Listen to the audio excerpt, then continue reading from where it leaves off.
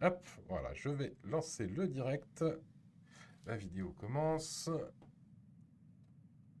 Hop, hop, hop. Vous êtes en direct et voilà, ça a l'air de marcher. Alors, bonjour Facebook. Donc, pour l'instant, il n'y a personne. Vous commencez à arriver. Donc, c'est pas propre. Bienvenue dans ce live. On est le 26 février. On est ensemble pour une petite demi-heure, trois quarts d'heure, en fonction de vos questions. Donc, pour l'instant, on va attendre un petit peu que tout le monde arrive, que tout le monde s'installe avant de commencer dans le vif du sujet. On va peut-être laisser notre collègue faire un petit coucou quand même avant de la laisser partir et puis peut-être aller manger. Alors je vous présente déjà Céline qui est à côté de moi.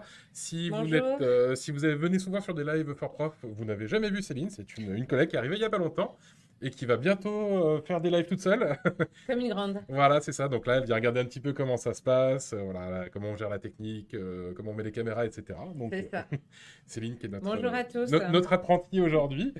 Exactement. Et puis bien sûr, juste en dessous de moi, eh bien, Carole, qui est professeure chez Fortprof. Donc je vous laisserai vous présenter un peu en détail plus tard quand tout le monde sera arrivé. D'accord. Et puis voilà, on va se retrouver du coup pour ce petit live. Alors je vois Anne-Sophie qui nous dit bonjour sur le chat.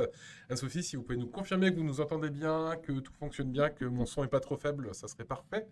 Comme ça, je peux faire les petits réglages pour tout le monde. Les premiers petits réglages techniques avant que tous les spectateurs arrivent, comme ça. C'est ça. Après, c'est fluide. Voilà, ça donne l'impression qu'on est professionnel. Hop, Anne-Sophie qui nous dit nickel, Maëlys qui nous dit bonjour, ok, bon bah ça a l'air de marcher, super, merci beaucoup. Et je vois qu'on commence à avoir des spectateurs, donc on va pas trop tarder. Alors, première petite info, vous savez, nous on est sur Avignon, et là on a une petite coupure de réseau tout à l'heure, donc on va croiser les doigts pour que ça se reproduise pas. Si jamais on disparaît, patientez 5 minutes, revenez sur le live, on va revenir, hein, vous inquiétez pas. Mais bon, c'est toujours les aléas du direct. Ok, et ben je pense qu'on Je va vous laisse, commencer. je Céline, vous je te souhaite laisse un bon t'installer. live et puis je vais faire l'apprenti. Donc, Ouais, à tout à ça l'heure. marche, pas de souci. Hop, donc je vous refais un petit bonjour à tous. Je vois Émilie, Tatiana, Pauline, je reconnais des noms, je reconnais des stagiaires. Ça fait plaisir de vous voir. Alors, petit rappel, si jamais vous devez partir plus tôt, le replay sera disponible sur la page Facebook de Fort Prof, hein, il s'enregistre en même temps, donc vous pourrez le reconsulter derrière, il n'y a aucun souci. Et si vous avez des questions à poser par rapport au thème du live, bien sûr, vous les posez sur le chat et je les poserai à notre intervenante si besoin. Ou sinon, si je peux y répondre directement, je répondrai directement aussi. Je vois Marie-Laure, Séverine, Stéphanie qui nous disent bonjour. Ok, donc je vois beaucoup de stagiaires for prof. Dites-nous aussi sur le chat, ceux d'entre vous qui ne sont pas stagiaires for prof, ça m'intéresse un peu de savoir si vous nous connaissez ou pas. Et puis voilà, pour vous donner des petites infos peut-être particulières si besoin. Bonjour Tania, alors normalement on en a pour une petite demi-heure, trois quarts d'heure, ça dépend à quel point vous êtes bavard. Ça dépend de vous, hein. C'est la longueur des questions-réponses à la fin qui fait le live. Anne-Sophie qui nous dit je passe pour 2026 mais je souhaitais être parmi vous. Bon bah Anne-Sophie, alors le thème du live du coup ça va être intéressant pour vous mais ça sera plus applicable dans un an donc vous avez le temps, hein, tranquille. Mais ça fait quand même plaisir de vous voir. Et je vais peut-être laisser notre invité se présenter du coup. Donc je suis avec Carole qui est professeure chez Fortprof. Je vous laisse un petit peu la parole. Oui, très bien. Bonjour à tous ou à toutes. Donc, moi, je travaille chez Fortprof depuis une bonne douzaine d'années. Alors, mon champ d'intervention concerne l'EPS, le français, le système éducatif et les arts. Donc, voilà, avec les oraux pour répondre à vos questions aujourd'hui sur les attentes du jury. Et je continue d'être enseignante dans le premier degré. Alors, actuellement, je suis en maternelle à mi-temps.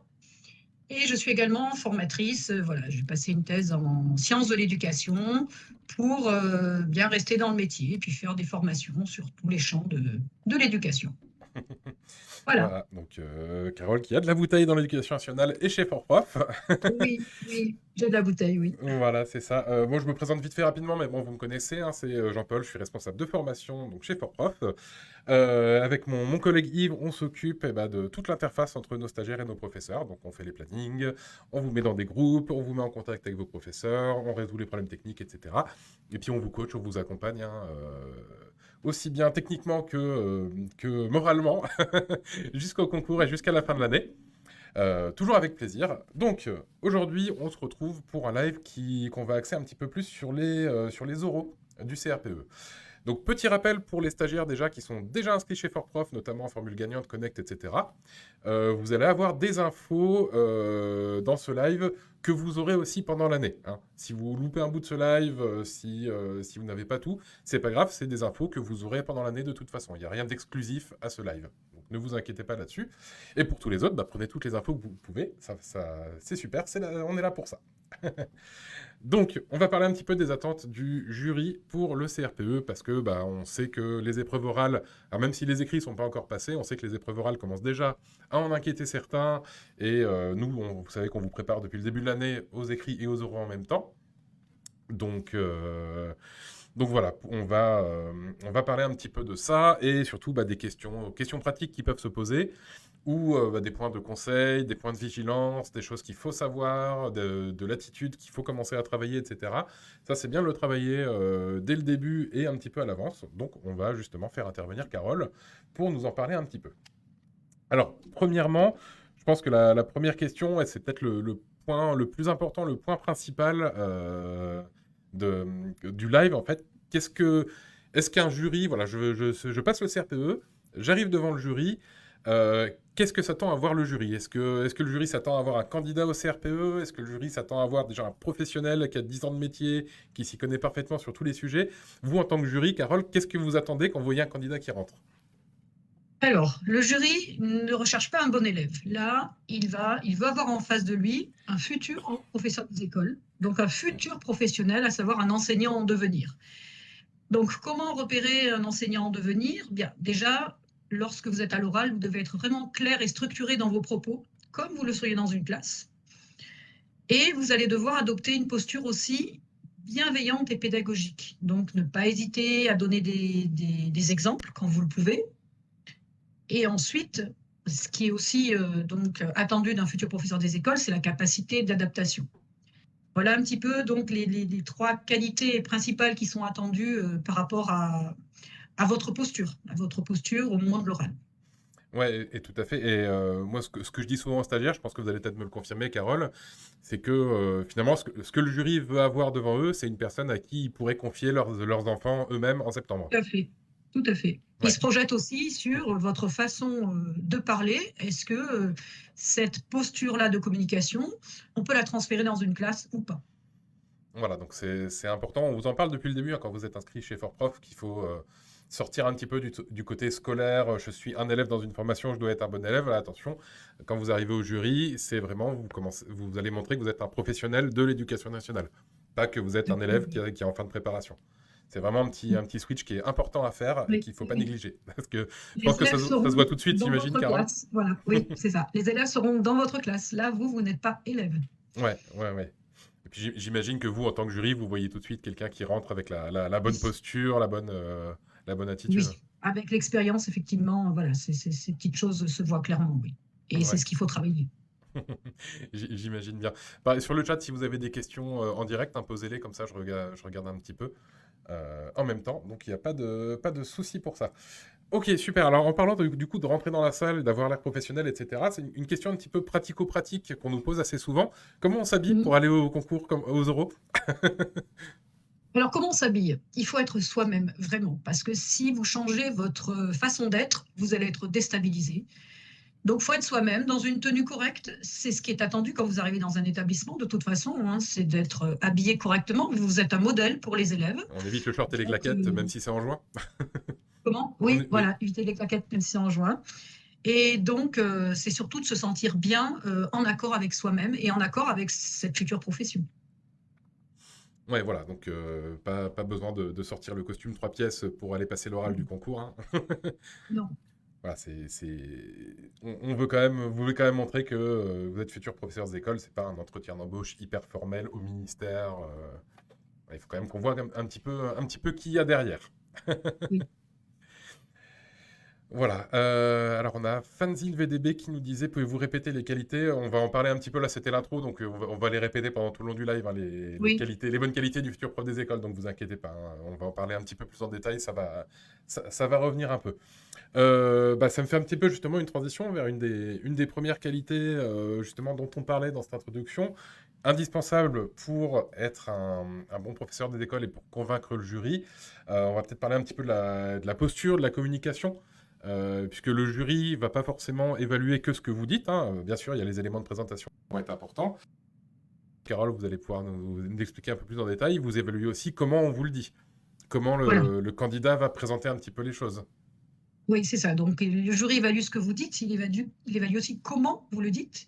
Et comment vous le dites, ça va avec ce que vous êtes. Donc, c'est vrai que c'est directement en lien avec votre tenue également. Et voilà, une des qualités, c'est celle que j'ai énoncée avant, c'est vraiment d'être clair et structuré, mais aussi d'être convaincant. Et ça, c'est pas le plus facile. Ça veut dire que parfois, le jury peut vous demander juste de réexpliquer ce que vous avez déjà dit, simplement pour voir si vous êtes sûr de ce que vous venez de dire. Et c'est un petit peu, parfois, c'est des questions déstabilisantes parce que le candidat pense que ce qu'il a dit n'était pas bien. Et en Oui. fait, non. Il faut savoir si vous êtes convaincant et dynamique à la fois. Et ça va avec le stress. Est-ce que vous allez être capable de gérer le stress ou est-ce que vous allez être déstabilisé?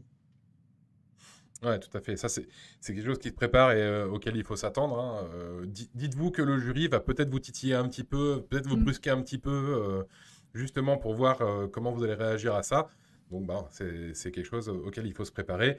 Si vous êtes sûr et certain de votre réponse, voilà, il faut aussi pouvoir défendre un petit peu vos choix pédagogiques, hein, bien sûr. Par exemple, si je prends l'exemple de l'EPS, si on vous demande dans l'exposé de détailler une situation d'apprentissage et que la question du jury consiste simplement à vous demander de reformuler la situation d'apprentissage, cela ne veut pas dire que votre situation d'apprentissage est erronée ou n'est pas fondée. Cela veut dire qu'on veut peut-être vous entendre la dire de façon différente et appuyer certains propos. Oui, tout à fait.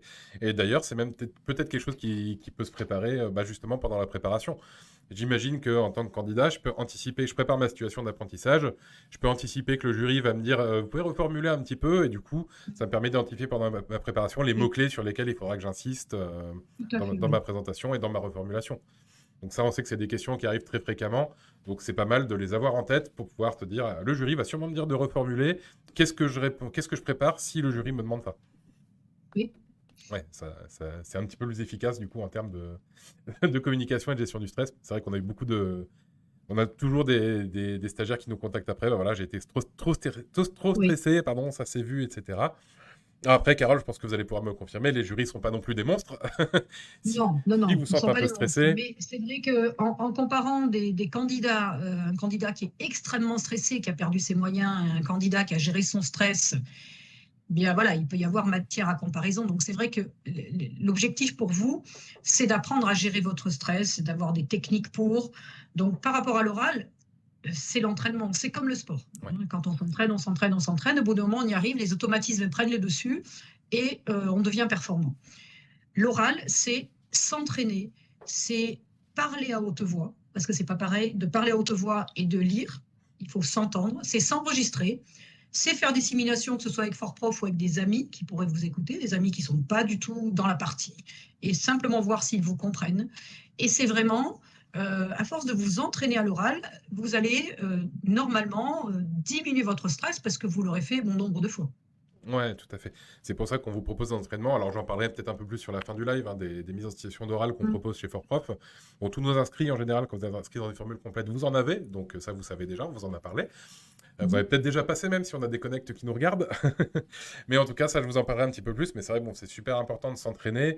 Et il y a des choses que vous pouvez aussi régulariser directement. Par exemple, vous savez, pour la partie CSE, vous avez une présentation qui doit durer 5 minutes. Là, vous pouvez vous entraîner pour tenir 5 minutes. En sachant que pendant un jury de concours, pendant le vrai concours, vous allez parler plus vite que prévu. Donc, à vous de vous chronométrer, de vous enregistrer, de voir un petit peu comment vous posez votre voix, etc. Et c'est vraiment il ne faut pas avoir peur de s'enregistrer, de se réécouter et de se recorriger derrière. Oui, il y a la gestion du stress, mais il y a la gestion du temps qui est importante. Et ça, c'est vrai que c'est que l'entraînement, c'est pareil. C'est s'entraîner pour voir combien de temps à chaque fois on a mis par rapport au temps attendu.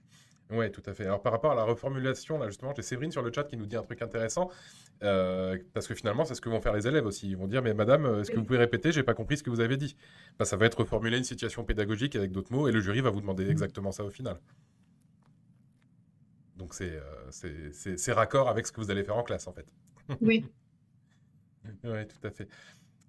Ok, super. Alors j'avais une question aussi sur le chat de Tania, il me semble, qui était un peu plus haut. Ouais, qu'en est-il de la maîtrise du jargon? Est-ce que c'est indispensable? Alors toutes les abréviations, les moultes pages d'abréviation de l'éducation nationale, à quel point est-ce qu'il faut qu'on maîtrise tout ça, Carole, pour le jury, pour l'oral?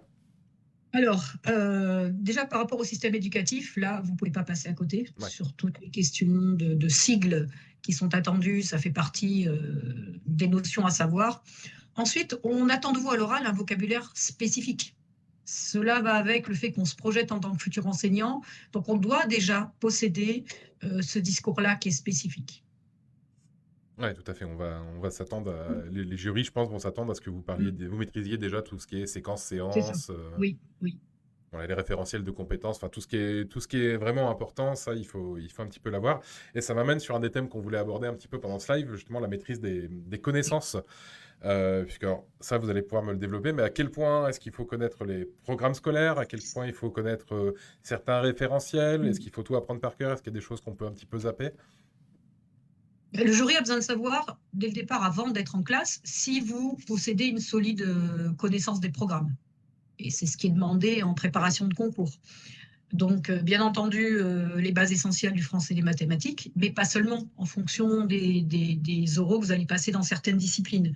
Voilà. Et vous devez maîtriser, alors avant d'être enseignant, vous devez maîtriser ces fondamentaux. Ouais, c'est sûr.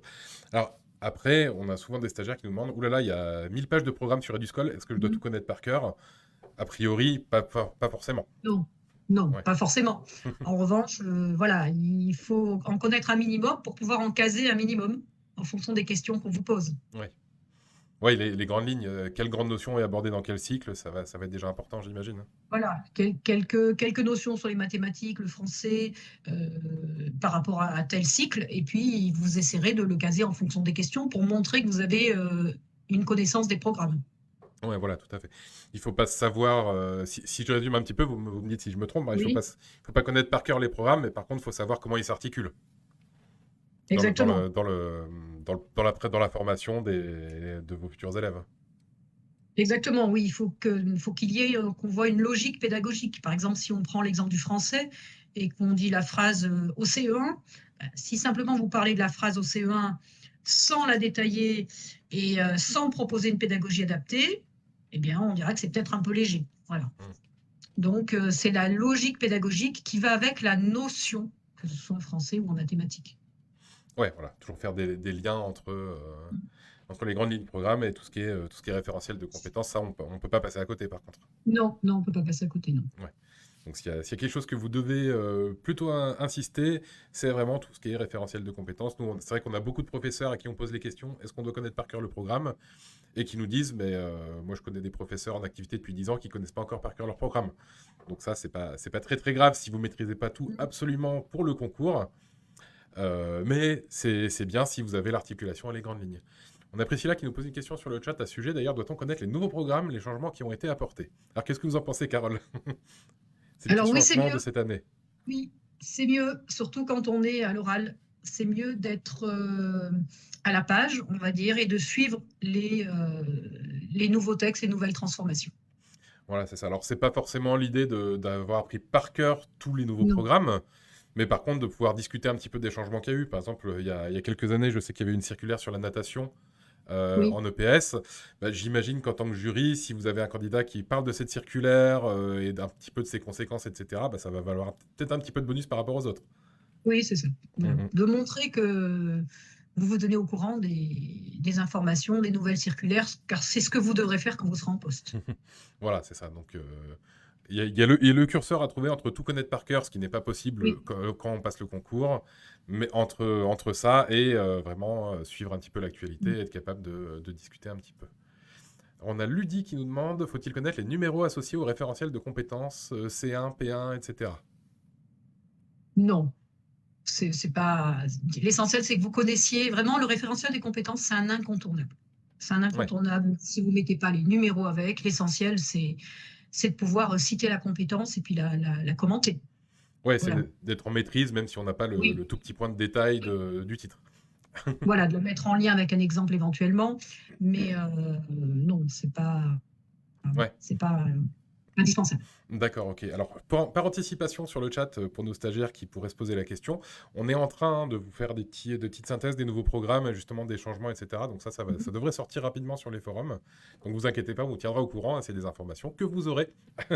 Donc vous n'aurez pas à aller fouiller tous les programmes sur EduSchool pour comparer avec l'ancienne version, hein, vous inquiétez pas là-dessus, on s'en occupe. Ok, super. On va passer peut-être un petit peu à autre chose. Alors tout à l'heure, on se disait, voilà, les jurys vont peut-être un peu nous titiller, vont essayer de nous déstabiliser un petit peu. Alors pourquoi? Bah, justement, c'est déjà pour voir un petit peu comment vous réagissez par rapport au stress. Et puis, bah, Carole va nous en parler peut-être un petit peu. Le jury veut aussi évaluer un petit peu bah, votre esprit critique, Mm. comment vous réfléchissez, quelle est votre approche par rapport à la didactique, notamment en leçon, ou votre approche par rapport à l'EPS ou au système éducatif. Donc voilà, qu'est-ce que vous pouvez nous dire un petit peu, Carole, sur tout ce qui est approche critique? Qu'est-ce qu'on les attend Oui. du jury sur l'esprit Ouais. critique des candidats, finalement?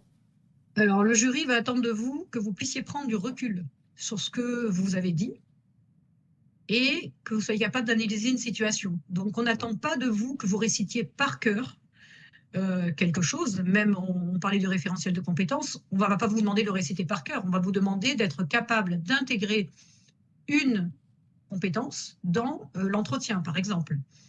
Et ce qui est attendu, surtout aussi, c'est de justifier. Quand vous dites quelque chose, c'est de justifier votre choix pédagogique, pourquoi vous le dites, et d'être capable également de proposer des solutions concrètes. Alors, des solutions concrètes, c'est pas facile pour tout le monde parce que tout le monde n'a pas d'expérience de stage. Mais voilà, il faut, avant l'oral, quand même, avoir pu avoir des observations ou avoir des notions de classe pour pouvoir prendre du recul sur les difficultés rencontrées. Ouais, tout à fait, montrer qu'on a un peu, pas forcément une expérience du terrain, mais qu'on voit un petit peu comment ça se passe. Oui, C'est pour oui. ça qu'on vous encourage tous à faire des petits stages, même ceux qui travaillent, voilà, sur 1 ou 2 jours de congé. Si vous faites un stage d'observation d'1 ou 2 jours, c'est déjà bien. Ça vous permet déjà de voir au concret comment ça se passe, hein. Et ça vous fera faire des liens entre ce que vous avez appris en théorie et ce qui se passe bah, en pratique dans la salle de classe. Oui, parce que le jury est capable de voir tout de suite en fait une réponse théorique qui n'est pas adaptée à une situation concrète. Voilà, ça, c'est vrai qu'avec l'expérience, on voit tout de suite, et du coup, le candidat risque de ne pas être capable de la transférer, cette situation. Ouais. D'où le fait de ne pas apprendre par cœur des choses juste pour les restituer. Ouais, tout à fait. C'est souvent ce qu'on dit aux stagiaires, parce qu'on a souvent, bah, en début de formation, on a souvent cette question qui revient, mais comment est-ce qu'on fait un cours réussi? Qu'est-ce que c'est qu'un bon cours? Et qu'est-ce que je dis là à l'oral si on me pose cette question? Et je pense que vous allez nous le confirmer. Nous, ce qu'on répète souvent, c'est qu'il n'y a pas de recette de cuisine pour faire un bon cours. Non, non. Chacun va avoir sa propre approche de la didactique, et peut-être même d'ailleurs que un jury n'aurait pas fait une séquence comme vous l'avez fait. Mais par contre, si vous arrivez à défendre les choix pédagogiques que vous avez faits, bah, c'est une réponse qui sera acceptée. Voilà, il n'y a pas de réponse parfaite. En revanche, ce qui est attendu de vous, c'est de la cohérence, du sens, de la logique. Ouais. Et cette logique, elle s'appuie sur les programmes. Voilà, parce que si jamais vous n'avez pas suffisamment d'expérience de stage, en revanche, voilà, s'appuyer sur les programmes, mais de façon intelligente, c'est pertinent aussi. Parce que les réponses, on les trouve ou dans des situations concrètes ou dans les programmes. Ouais, tout à fait.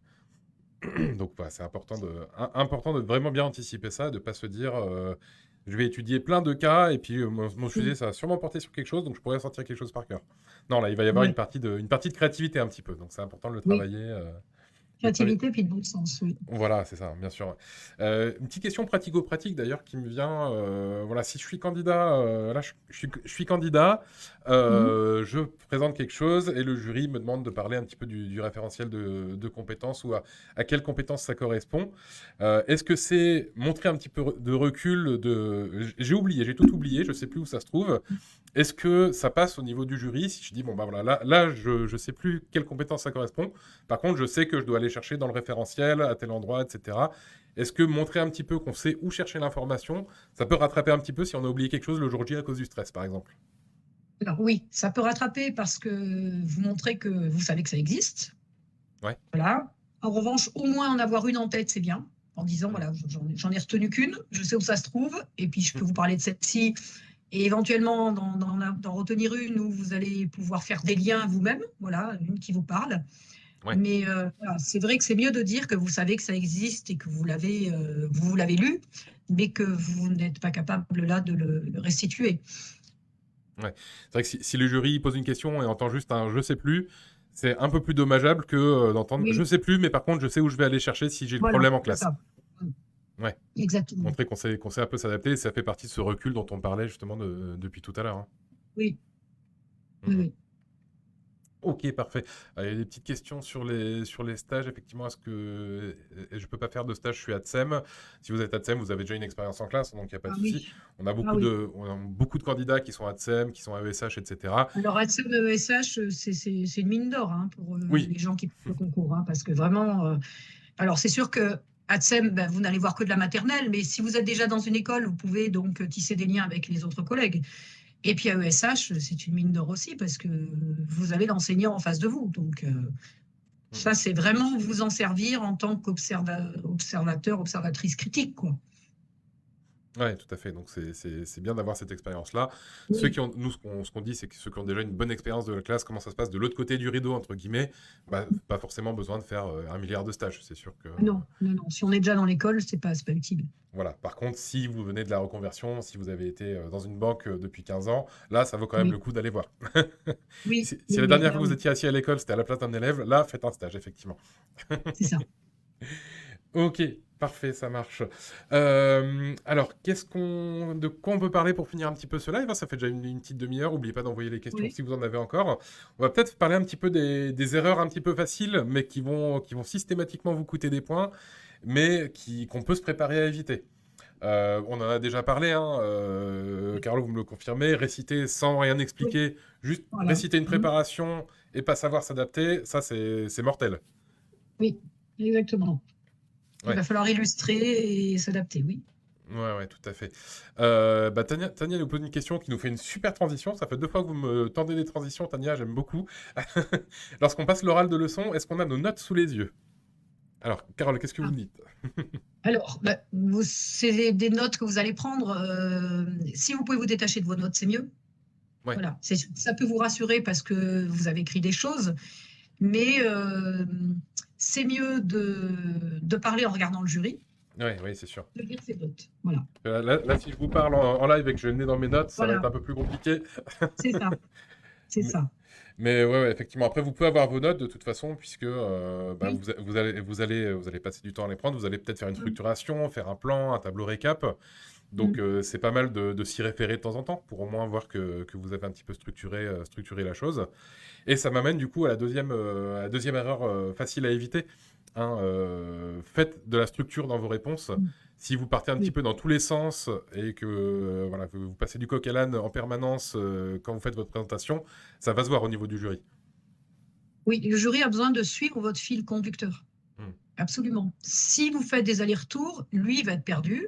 Il faut vous dire qu'il enchaîne les oraux, puis au bout d'un moment, bah, son attention elle va être fluctuante aussi. Alors, donc, ce qui est attendu, c'est vraiment quelque chose de structuré pour que ça puisse être suivi, parce qu'en classe, on doit être structuré aussi de la même façon. Vous risquez de perdre vos élèves si vous êtes dans votre propre raisonnement à vous et que ce que vous avez préparé n'est pas suffisamment structuré. Voilà, tout à fait. Et pareil au niveau de la structure, je sais qu'on a beaucoup quelques stagiaires qui sont dans ce cas-là. On s'attend pas à ce que vous réinventiez l'éducation aussi. Hein.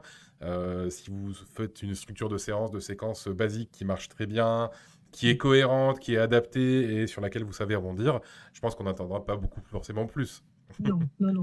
On n'attend pas de l'originalité ce jour-là, hein. Voilà, c'est On même risqué, non, attend, il me semble. oui, c'est risqué. On attend une projection du futur enseignant. Ouais, ouais, tout à fait. On a Barbara et Émilie qui nous a posé une question justement pour les oraux. Est-ce qu'on est debout ou est-ce qu'on est assis? Alors, normalement, on est assis, mais si on a envie d'être debout, on peut dire qu'on se sent mieux debout et être debout. Voilà, il n'y a, Mm. pas de souci Non, particulier. il n'y a pas de règle particulière. Non, non. Voilà, alors, question de Céline en face de moi, est-ce que le jury sera assis ou debout? Normalement, le jury est assis, parce que c'est toute la journée. Hein. Oui, oui, oui. Normalement, il Donc est les assis. pauvres, on va les laisser s'asseoir un petit peu. Oui, puis eux, ils prennent des notes pendant vos exposés, donc ils sont assis. Ouais, voilà, tout à fait. Ok, super. Alors, on a parlé un petit peu de la didactique et de la pédagogie, donc maîtriser un petit peu les éléments de didactique, les éléments de langage, voilà, propres au métier de professeur des écoles. Donc ça, bah voilà, on l'oublie pas, hein, dire qu'on a préparé une séquence plutôt qu'un cours ou un truc, c'est un petit peu mieux. Oui, Donc voilà, important de bien réviser un peu ce vocabulaire. Et de savoir s'en servir, hein, de savoir l'appliquer. D'ailleurs, pour nos inscrits qui vont commencer à s'intéresser, ou qui commencent déjà à s'intéresser pas mal à la préparation de l'oral, je vous rappelle qu'à Fort-Prof, vous avez un module sur Apple qui s'appelle Méthode et démarche pédagogique autour de la séquence. C'est là où vous allez apprendre à faire des séquences, des séances et tout le petit vocabulaire qui est autour. Donc n'hésitez pas, hein, si vous êtes inscrit, à vous y référer. Et si vous n'êtes pas inscrit et que vous voulez prendre des entraînements, par exemple chez Fort-Prof, on pourra vous donner accès à ce module-là aussi. Il n'y a pas de souci, vous nous le demandez par mail, on vous l'ouvrira. Alors, j'ai Séverine qui me pose une question intéressante. Est-ce qu'une présentation plutôt moyenne peut être compensée par des réponses pertinentes aux questions? oui.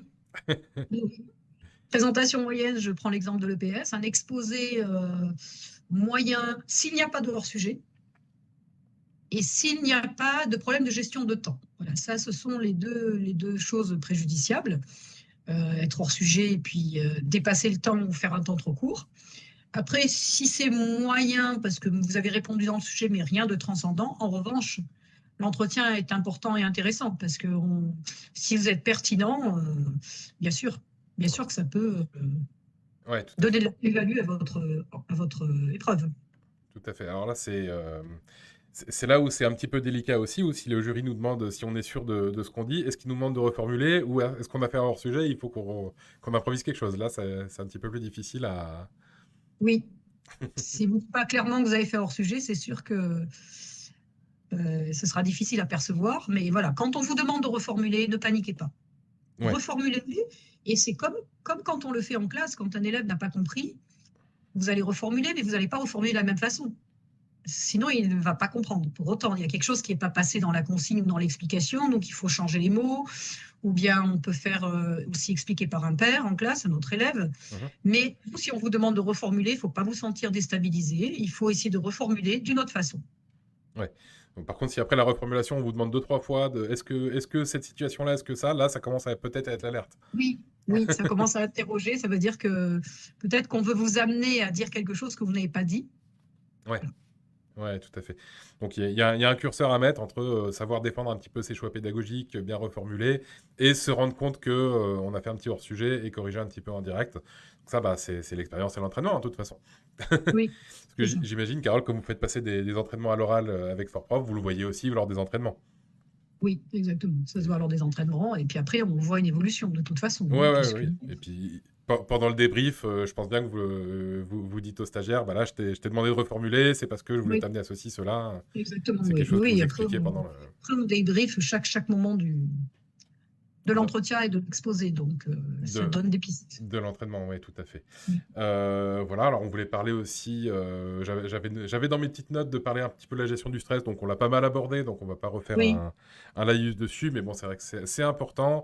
Ça arrive d'être stressé, de perdre un peu ses moyens, hein. Moi, j'ai l'exemple d'une stagiaire il y a quelques années qui avait fait une crise d'angoisse au milieu de l'oral. Donc là, c'était un petit peu plus compliqué. Donc le seul conseil vraiment qu'on peut vous donner, c'est de s'entraîner, hein. Vous vous entraînez à oui, parler, vous entraînez à vous présenter. Surtout pour la CSE, c'est une présentation qui est un petit peu convenue au début, que vous préparez à l'avance. oui, Donc oui. entraînez-vous à la faire, ça va vous donner confiance aussi.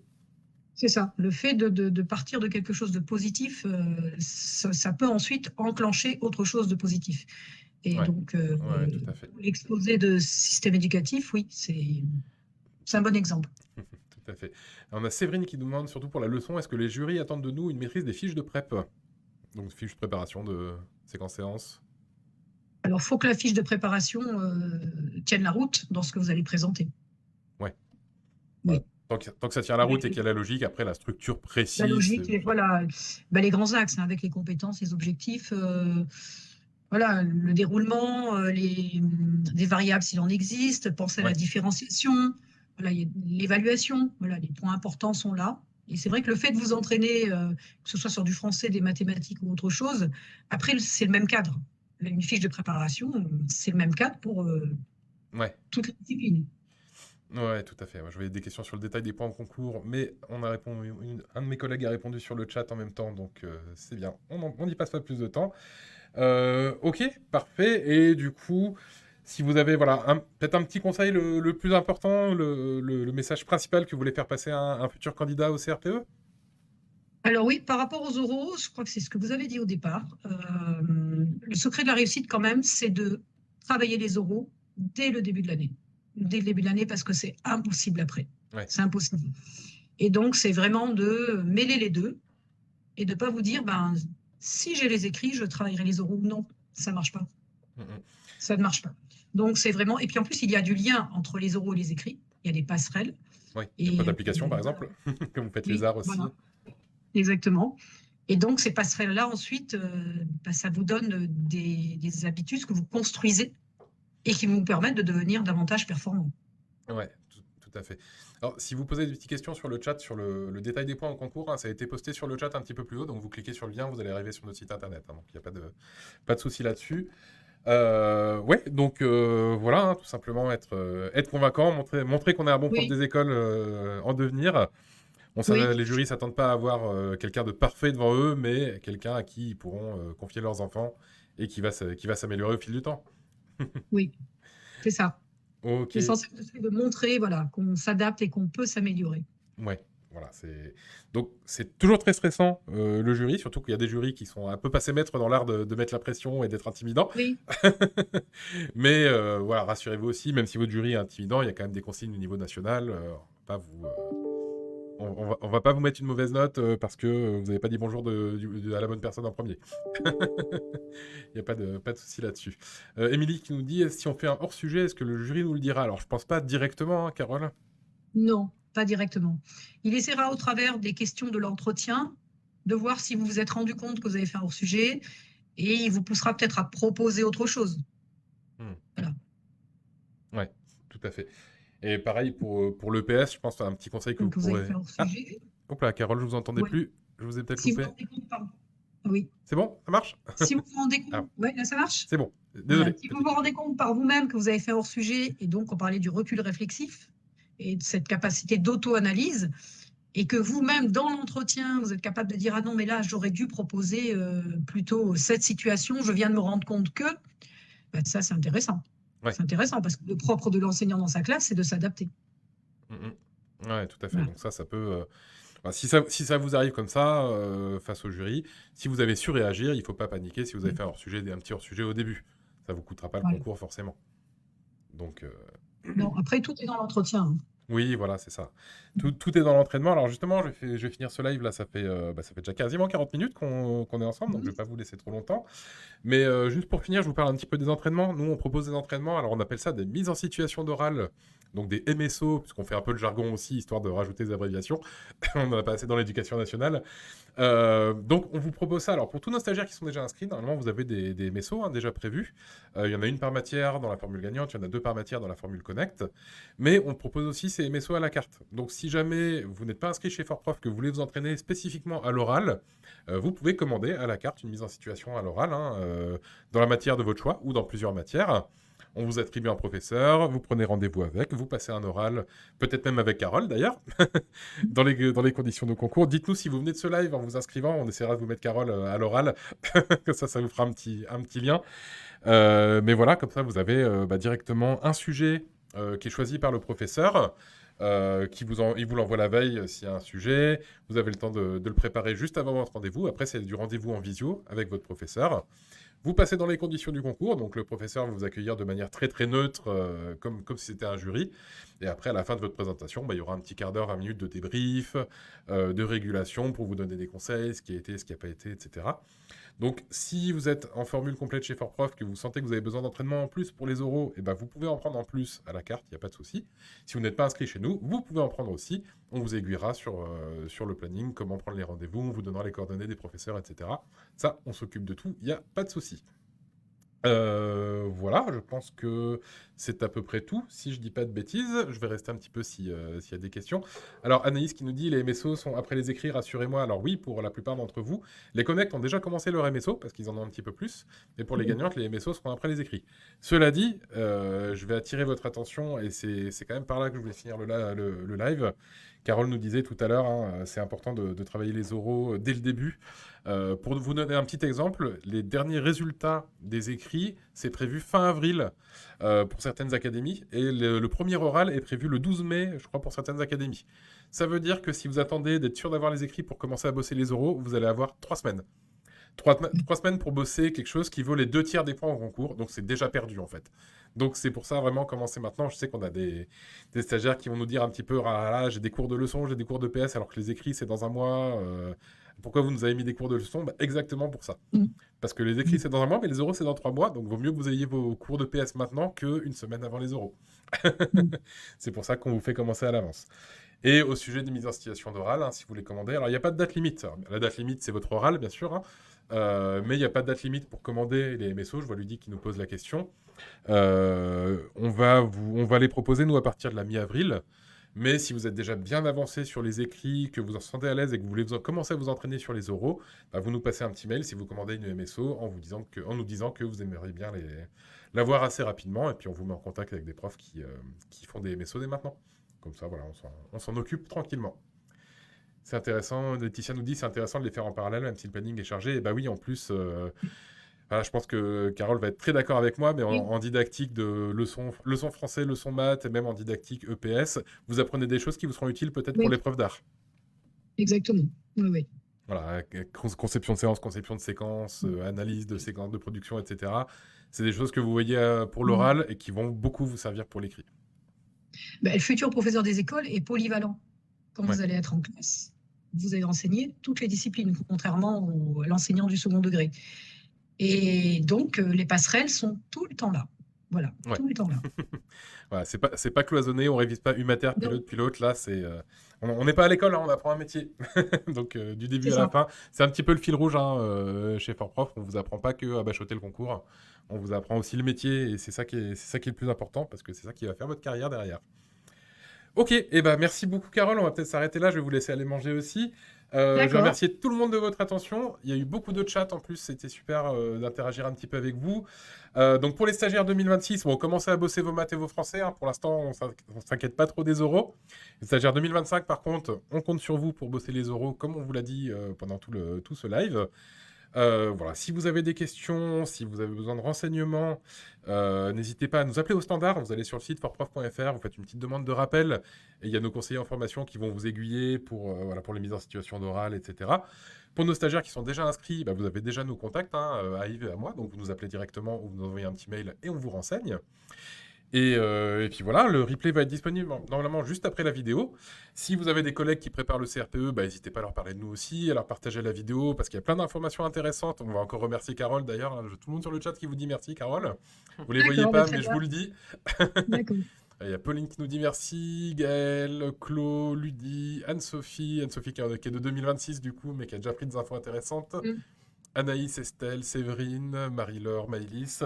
Donc voilà, tout le monde vous remercie, Carole. Et puis on va vous remercier à tous de votre attention. N'hésitez pas à partager tout ça autour de vous. C'est toujours important comme information pour des futurs candidats au concours. Et puis on va se dire, je pense, à la prochaine pour le prochain live. Allez, merci beaucoup, Carole. Merci à tous sur Facebook. On se retrouve très vite. C'était Fortprof. Et puis rendez-vous d'ici une paire de semaines. Merci beaucoup. À bientôt, merci. À merci, bientôt. Carole. Au revoir, à bientôt. À bientôt.